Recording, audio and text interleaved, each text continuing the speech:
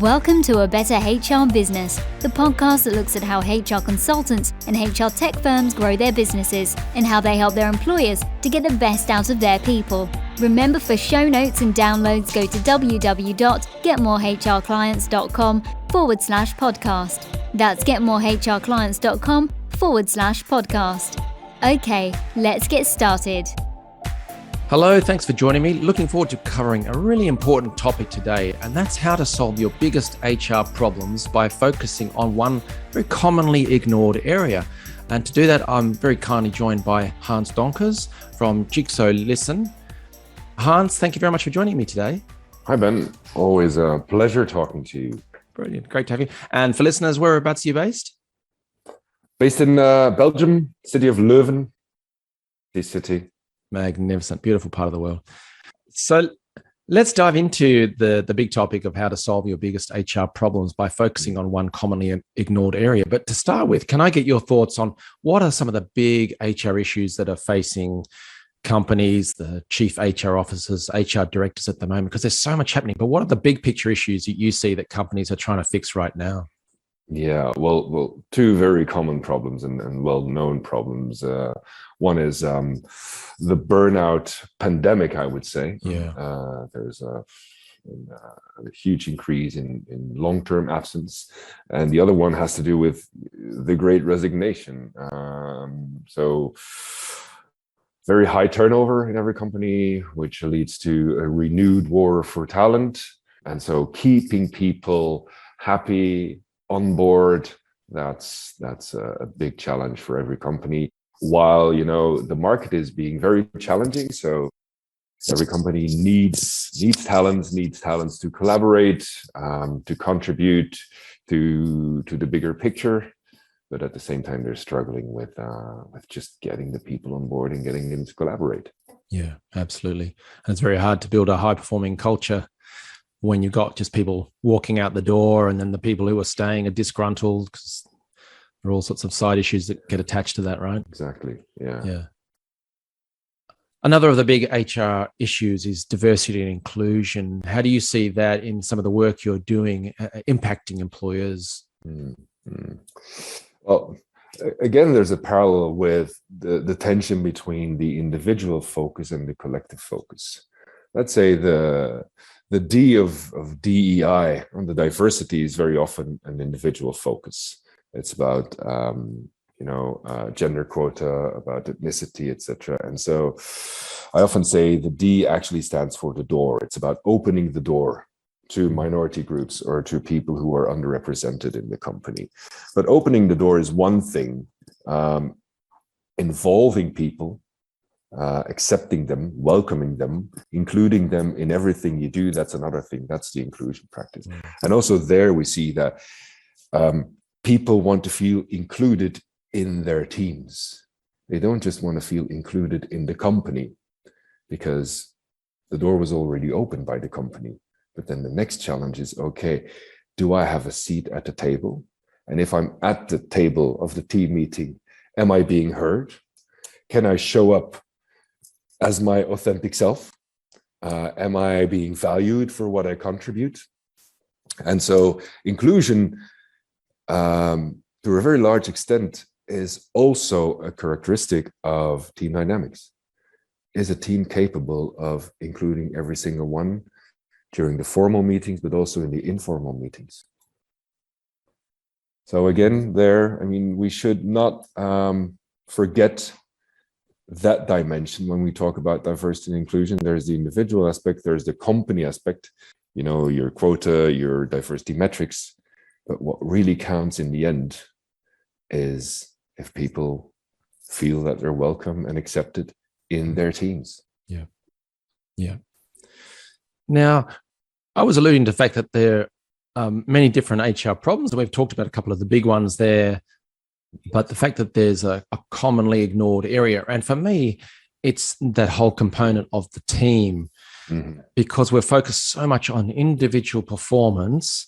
So individual performance reviews, whether they're annual reviews or daily or weekly or quarterly pulse surveys and stuff, but it's always at the individual level or maybe the organizational level. How was that affecting some of those HR problems that we've described? Yeah, correct. And well, so the problems are regarded as often as individual problems. So person X is leaving, person Y is absent, and so a lot of the efforts are on the individual employees or on the whole population of employees. Whereas, the place in the organization where people spend their time, but also where they come up with innovative ideas, where they solve these complex problems, is in the teams. Mm-hmm. And there's actually tons of research that shows that a positive team climate has a huge effect on employees' well-being, but also on the team performance, and so ultimately on the company's performance. And so I would say that the ignored aspect is the teamwork, the quality of collaboration. And if business leaders or HR leaders focus on teams, it's often a focus on the input. Who do we need in a team? Which skills do we need? Which seniority? How many people? That's the starting point, let's say. And then if we have all the right people in the team, we just hope that the outcomes will be positive. So there's a lot of focus on the input, and then subsequently there's a lot of stress on the output. Will this team perform? Will they meet their business objectives? Will people stay on board? Will they stay happy and healthy? Whereas in between that starting point and the outcomes, there's a whole dynamic going on. And to me, that's an often ignored aspect. The focus on the quality of collaboration. And you probably heard of the Google's Aristotle project with the support of Amy Edmondson from Harvard Business School. They found actually that the highest performing teams are different, not in the setup, not in the composition, but in how they work together, in what they do and how they do it. Not in terms of the people in the team, but in terms of the quality of collaboration. Are people capable of asking help and giving feedback? Do they feel comfortable in addressing difficult issues, etc.? And so that's actually, it's not only the mediator between the starting point and the outcome, but it's even a predictor of the outcome. Yeah, absolutely. I spent some time traveling around Europe and in the US doing some projects where it was a business turnaround project. We were getting all the line managers together and trying to improve processes and things like that. But I remember asking them, can you think back to a time when you were part of a high performing team, and how did that feel, and what was it? And there were some really interesting discussions about that, because we often know what a bad team looks like. I remember when I was a university student, I was doing a part-time job on a government helpline thing for employment law stuff. And I got told by my colleagues, as soon as I hit 5:15, hey, you need to leave. You're making us look bad. You can't stay on. We've all seen examples like that. But in these discussions where teams are high performing, everyone's sort of pushing each other and saying, you can do better than that. You're not waiting for the boss to come down and say, this is good or this is bad. That's how you push ahead, I imagine. Is that a fair summary? Fully agree on that one. So why do you think organizations don't focus on the team level as much as they do at the individual level? Well, the whole HR process starts with an individual focus, with the hiring of people. And so HR processes, historically tend to focus on the individual employee life cycle, and then on the leadership pipeline. But that's always about individuals. And there's this fetish about, high performers, this fetish on individuals. And it's actually think about, the best soccer players. But if they don't know how to communicate with each other, if they don't, trust each other, if they are not willing to sacrifice their ego for the team, then nothing is going to happen. It's a classic metaphor, but it still holds. And maybe it also has to do with some of the power dynamics in organizations. A lot of attention and budget is spent on senior leaders, on high potentials, you name it. But in the core of the organization,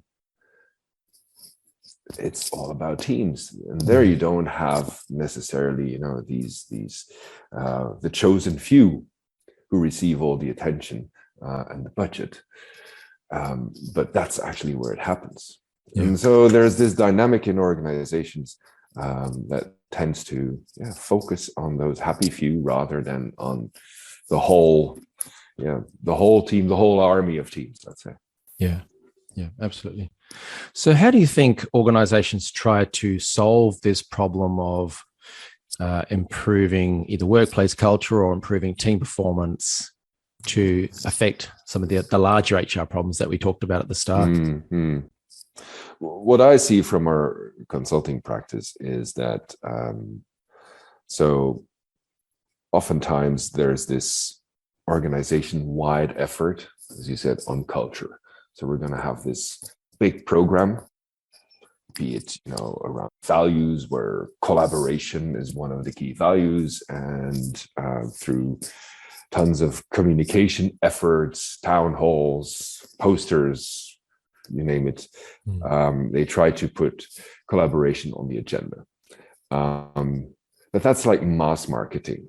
And that's very much about communication and not about actual practices. That's one effort that I see.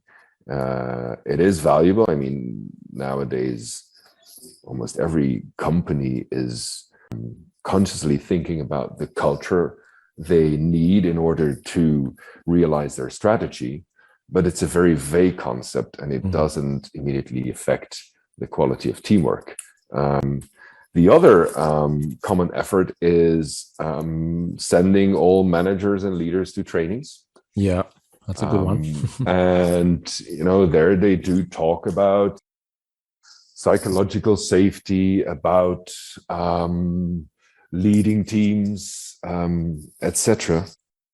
But it's taking out these people from their context, and in that classroom or in the workshop room, their minds will be triggered, but the transfer from that classroom to the daily team practice is extremely difficult. And you're actually betting on one single member of the team. And you invest in this person to grow, to develop, but you forget about the system, because my conviction is that a team can also learn. We should regard a team as an entity as well. There is a possibility of team learning. A team can develop new habits. A team can evolve in terms of shared beliefs, shared assumptions. And so if you invest in team learning rather than in individual learning, the effect will be X times more powerful. Yeah.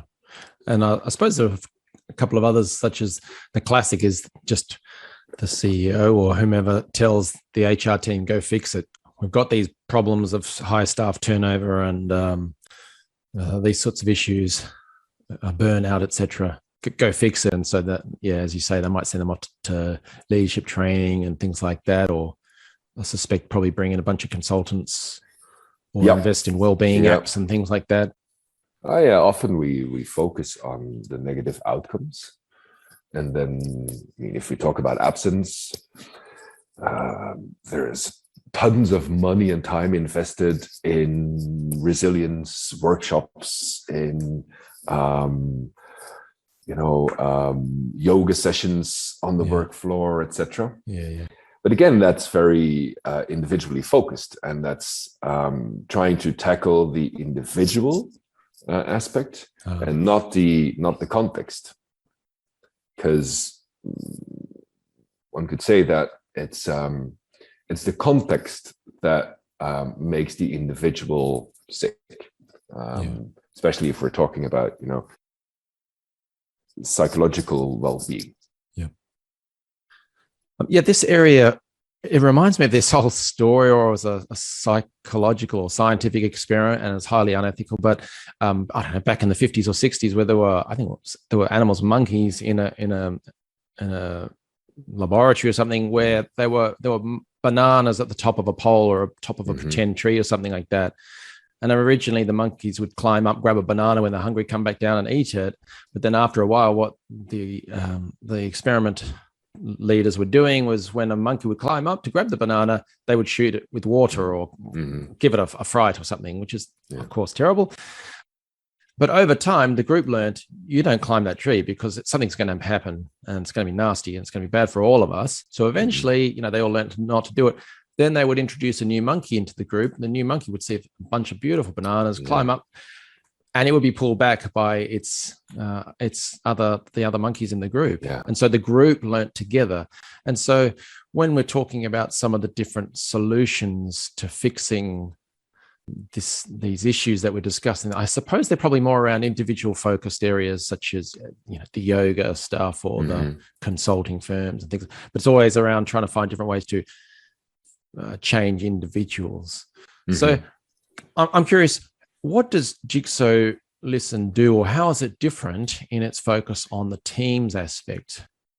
So firstly, how are you different? And then secondly, what exactly does Jigso Listen do? Okay, well, to start with the latter, we use both data science and empirical evidence on team performance to give teams the right triggers to know what they have to learn and how they can learn, how they can develop new shared habits. And that also answers maybe your first question. Jigso is a joint venture between a machine learning agency, a bunch of mathematicians and data scientists on the one hand, and a boutique consultancy firm on the other hand. So we combine data science with very solid experience and knowledge about how teams function, how they dysfunction, and what one can do to change that. And so in our team learning platform, we use validated surveys on different aspects of team dynamics, such as team cohesion, psychological safety, inclusion, team effectiveness. So we use those validated surveys, and then we use machine learning to actually generate tailored recommendations to teams as to what they should do, what they can do. Wow. And with those two elements, we bring them in this learning cycle of assessing the situation, understanding what's needed, moving to action, and keep that cycle going on. So the next time they take a survey or they receive recommendations, it will take into account their history. So instead of having these, let's say, flash in the pan surveys, where there's a lot of focus, the one-off things without any follow-up or follow-through, we want to bring those teams into a learning mode and a learning cycle. So as the teams answer the surveys, the data changes or evolves. Is that right? Well, hopefully their results will change. Yeah. Because if we give the right recommendations, it will change. But we also take into account what they have done in the past, what has worked. So both on the team level, we can take their history of actions into account and monitor the evolution, but also on a more meta level, we can compare many different teams over many organizations and improve what we call then the recommendation engine. It's like, consider it like your Spotify account, your Netflix account. Based on your behavior, you will get other recommendations. And so based on what a team does, but also based on what we discover in the data on which actions work best in which context, the recommendation will improve over time. And so you could say it's like a very experienced consultant who has worked for many different teams in many different industries, many different companies, and in her or his head, there's this calculation going on, this assessment. Okay, what do I see? How do I compare this to other teams that I've seen before? What has worked in the past? What hasn't? And based on that diagnosis, an experienced consultant will guide the team towards their next steps, their learning challenges. And how long does that take? For a consultant, or for the platform? And for the Jigso Listen? Well, that's the good thing.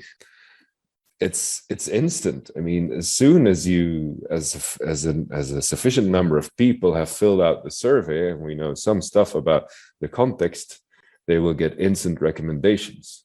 But obviously, I mean, if we talk about, and let's zoom out a bit here, if we talk about the use of machine learning or artificial intelligence in an HR context, when you're dealing with people, I always say the last mile of the decision making should be human. But let's say the augmented intelligence before could or should be based on data. So eventually, in the end, it's the team members in the driving seat discussing the results and the recommendations, and ultimately accepting or rejecting it, ultimately deciding what to do. Wow, but they don't have to start from scratch. Yeah. Sorry, the reason I'm laughing is because I'm thinking back to, I've run lots of employee surveys in my life, and pretty much every single time, what happens is you do the survey, you get the data in, and then you stick up some slides to the management team. And then let's say it's a management team of 10 people in the room. Mm-hmm. You'll have at least 2 people, and they're always the underperforming managers or the ones that are causing the problems. Those 2 people will every single time say, no, that was Joe in department X. He was upset that the photocopier broke down. That's why there's a bad score in that area. And then you have a half an hour discussion about the validity and blah, blah, blah, blah. But I love the thing that you said there about, well, these decisions, yes, we've got to get to the last mile, should be human, but up until that point, things should be based on data and empirical evidence. And the fact that it's then instant, that's amazing. That's so different to the experience I've had in sort of trying to solve these HR problems through the surveying model. Yeah. Because usually you just get, the visualization of what was put in. And you get a visualization of the different results, often already, treated or filtered by the person who's presenting it. Our platform shows the results in the most transparent way to every team member. And we have very detailed scripts and recommendations on how teams can have a good dialogue around it, on how to involve every single voice in that dialogue, and to come to a shared understanding, and then in the next step to a shared commitment on what to do. Got it. I'm getting carried away because you've just raised two other areas, 2 amazing things. Is the fact that it comes up with instant solutions. So that cuts out that whole delay that the management team, where they're doing the debating and stuff like that, which is the bit that I always found slowed everything down. So you'd have a workforce who've given employee feedback and then they hear nothing. Right. So it's a long, slow process. Oh, yes, we'll fix that. We'll hold more meetings. We'll do this. We'll add a new app or whatever. Slows it all down. But the other bit that you never hear about, which I think is covered off in this, is the fact that not everything in a workplace cultural change project or whatever should be driven by the senior management. Like this is saying back to the team, it's up to you. You guys are in your team every day. The CEO isn't sitting there next to you all day long. How is your team going to improve? And it's giving instant improvement ideas and data for them to. I think that's brilliant because it gives the ownership back, right? It gives ownership, but it also, gives them a direction, because most managers are more than willing to work on the team dynamics. They're more than willing to try to improve the quality of collaboration or the engagement of their people, but oftentimes they just don't know how, because it's not in their expertise. And so my experience with operational team leaders or even business leaders is that you don't have to convince them about the importance of team dynamics, of collaboration, but they just often don't know what to do. And they're very grateful if they get concrete, pragmatic, actionable recommendations. Because I want to stress that as well. Oftentimes, the internal learning and development consultant or HR business partner will come with great ideas, but ideas that take a lot of time, are difficult to implement into the daily team practices. Whereas our recommendations are exactly that. They can be applied as of tomorrow, and they don't require, a 2-day offsite or a whole change of the modus operandi of the team. So it's like, the rituals and the practices in Agile. You should be capable of applying them, implementing them in your daily operations. Yeah. And it shouldn't require any additional effort on top of that, the mechanisms already in place. Absolutely. And it makes it easier, and it helps embed it better, but also it's the fact that it is that daily, just almost part of your normal daily life at work, as opposed to the every 3-6 months, let's do a big HR change management project event. That is cool. It gets you a big buzz and excitement for a bit, and then it drops away and everyone forgets until we do the next thing. Whereas this is day in, day out. Think about your personal life then. If you and your partner at a certain stage think, hey, we're living next to each other, we should, have more quality time together. You go on a wild long trip to the south of Africa in the summer and think, wow, that's gonna improve things. But again, that's a one-off event, and a month later you will observe yourself, repeating the same old patterns. Whereas if you succeed in installing regular habits, let's take every Thursday evening a couple of hours together with a glass of wine, or just go for a walk and see what happens. And that walk, that glass of wine doesn't have to be spectacular. But if you do it on a regular basis, then you create this opportunity for a good chat and for a good connection. Yeah. And similarly with team dynamics, what a lot of companies do is say, okay, you can go on a team event or a team building once a year. Here's a budget.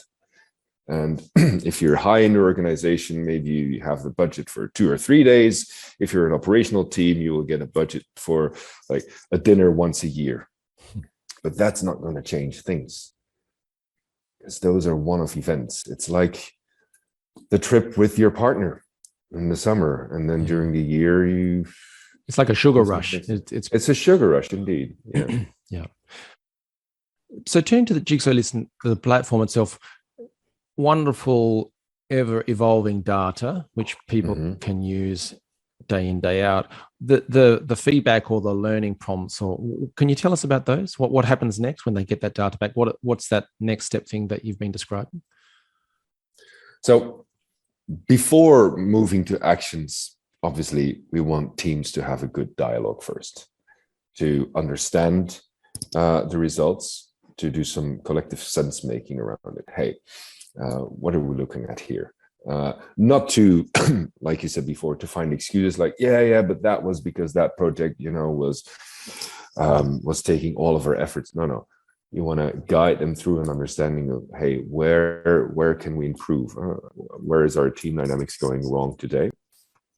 And so our recommendation engine highlights a number of those challenges, those areas for improvement, and then very concretely describes actionable stuff that teams can do. So if there's a problem with giving and asking feedback, then teams will receive a recommendation on an actionable practice that they can implement within their team sessions, with a detailed script on, hey, how can you make it more comfortable and safe to give and ask feedback? Or what can you do? Here's a format, here's an interaction script, as we call it, on discussing mistakes, openly sharing and discussing mistakes in your team meeting, like failure rounds every week, every month in the planned team meeting.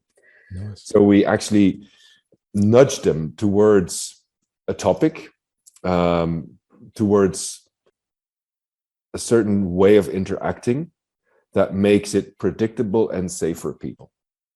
It's like if in Agile, your daily stand-up allows you to very proactively raise issues, raise problems. Yeah.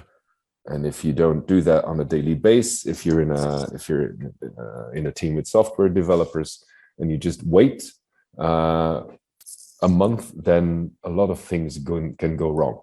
And so similarly with team dynamics, you need these regular habits to be installed.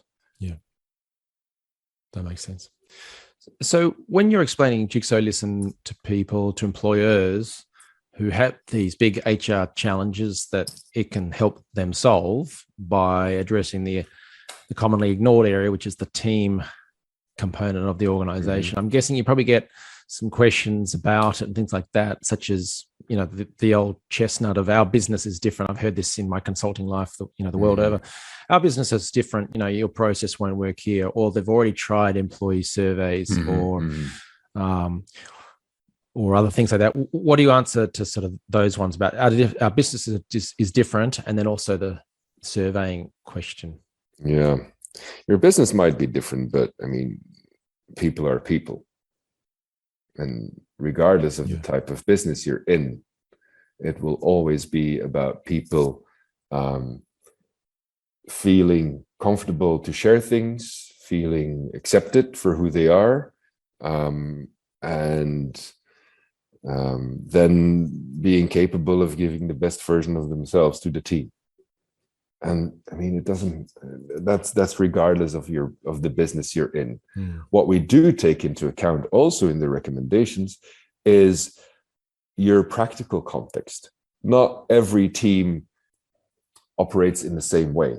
In a production environment, even yesterday, we had a large leadership meeting with a big player in the pharmaceutical industry, and the business leader of the logistics department was sharing with his colleagues his experiences with Jigso Listen. And his context is very peculiar in the sense that in the research departments, you have people collaborating around the table, planning their new clinical trials, whereas in the logistics department, it's a very operational blue-collar environment. Yeah. And people don't sit around the meeting table all day. Yeah. So, that context will also determine the type of recommendations people get. So, yeah, your business is different, but people issues are the same. It's all about, feeling included, feeling part of the team, being comfortable with speaking up, with sharing ideas. But the context might ask for some different actions. Yeah. Okay, that makes sense. And so another question is around the tech integration. Is it a long, slow process of several months to get it onboarded and connected to the lists of employees and teams? How does it work? No. We've developed this as a SaaS solution. Okay. And if you can start tomorrow. Oh, really? It operates independently from your HCM or HRIS or LMS. You can start with it instantly. So there's no connection needed. However, connection is possible. We can tap into your LMS system and maybe even use your library of trainings and scripts to plug into our library. Wow. So we have a number of customers who say, we have these homegrown methodologies for team interaction, and we want you to use them. Or another customer 30,000 employees worldwide in a large cultural transformation. They have a number of practices and team rituals that they want to push to their teams. This is not our methodology, but we can map them to our different dimensions and include it in the recommendations. So it is possible. Got it. Oh, very good. Very fast. And then the final sort of common question I hear is around the issue of that we have such a long list of HR issues and priorities. Why should we prioritize improving our teams and working on this area? I mean, there's tons of research available that shows that if people feel included, if your team cohesion is high, if the psychological safety in your team is high, then you will see it in the business outcomes and in the people outcomes. So the business case is clear. And if you don't invest in that, I mean, your risk for absence and turnover will increase significantly. So if you really want to have an effect of your efforts, you better work on that, because that's where the difference is being made. And also at the anecdotal level, I'm sure anyone listening to this can think, well, they've been in lots of different teams in their career, and think to the ones where the team was amazing and then the other teams where it was not so good. Yeah. And I'm sure that they have been pushed up to the higher level or dragged down to the lower level. Exactly. And it's good that you mentioned, because that really proves the point. I mean, you are the same individual, but you've experienced different team dynamics. Although you are that individual, and even as a team leader, you can get a new team to lead. And I mean, you're the same person with the same leadership qualities, but the team dynamics can differ very significantly. Yeah. And so we should, I mean, and I've said it before, we should move our focus from the individual skills and talents to the team as a unit of thinking, and as a blocker or an accelerator for performance. Yeah. Something a little bit different, but I know the Jigso Listen has some really interesting resources for employers, particularly, for example, around failure reviews and inclusion processes. Can you describe a couple of those and then how people might be able to get them? Yeah, sure. I mean, as a result of our work with tons of customers in the boutique consultancy firm, which is called Bean Machine, we've developed a whole library of very practical, actionable scripts or templates that require no additional consulting, that a team leader, a team can just download from our website or consult in the Jigso Listen platform and start working on very concrete topics immediately.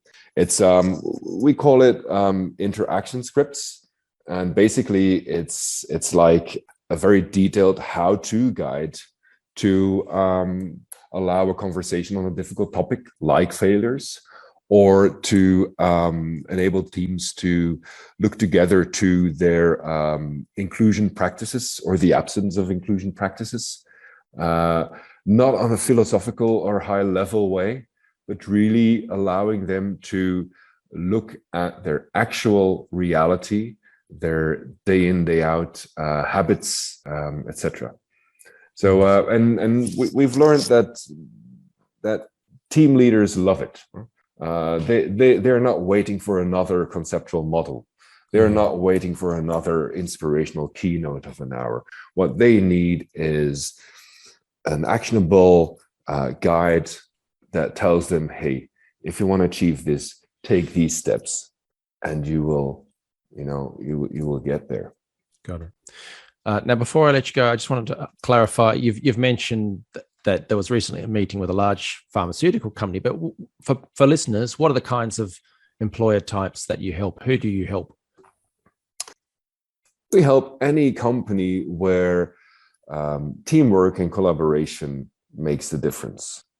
And so obviously there's a certain size, minimal size, let's say. We're talking about at least 200-300 people, because that already creates some complexity. and creates a need for collaboration. Typically, it's also about knowledge workers needing to share ideas, reflect together, sit together, and find ways to solve complex issues. But basically, I mean, regardless of industry, regardless of location, we serve from, you know, logistics company to pharmaceuticals to banking, insurance, professional services, you name it. Any organization that struggles with collaboration, we're more than happy to help them. Excellent. I've seen some of the feedback and reviews and things of what you guys have achieved in companies. So that's amazing. I'm curious, you're so heavily involved in helping employers improve their workplace cultures and things like that, and have had such success. I'm curious, what are your thoughts on what's coming down the line in terms of changes to HR and the world of work? Yeah, well, all the talk about these big changes and the disruptions sometimes makes me a bit feel uncomfortable, because at the end of the day, it's still all about people, and the psychology of people hasn't changed and will not change that quickly. So rather than looking for the next big thing or the next big trend you need to be ready for, I would say let's focus on the essence of things. And regardless of all the geopolitical changes or technological changes that are coming towards us, I'd say we still need to understand how people function. We need to have some good understanding of human psychology, of social psychology, and based on that, create the right environments, get the best out of people, and make them thrive. Yeah. And that's no different today than it was 50 years ago or 100 years ago. Exactly. Yeah. Very good. For people listening to this, if they want to learn more about Jigso Listen, what should they do next? They should come and have a coffee with me. Ah. Or just go to our website, which is www.jigso, that's JIGSO.com. And there they can download tons of inspirational stuff, or schedule that coffee with me or one of my colleagues. Brilliant. Excellent. So yeah, highly recommend it. And like I said at the start, I think it's an excellent way to address some of those big ticket HR issues that will continue to annoy and distract or affect companies, and may not get solved unless you look at this core issue of the team layer of the organization. So I just love what you're doing. So yeah, well done. Thank you very much for joining me today. Thank you. It was a pleasure. Thanks for joining us today on A Better HR Business, the podcast that explores the world of HR consulting and HR tech businesses. For show notes and downloads, go to www.getmorehrclients.com/podcast. That's getmorehrclients.com/podcast. Remember to subscribe and share the show with any friends who are busy growing a HR business. Thanks, and see you next time.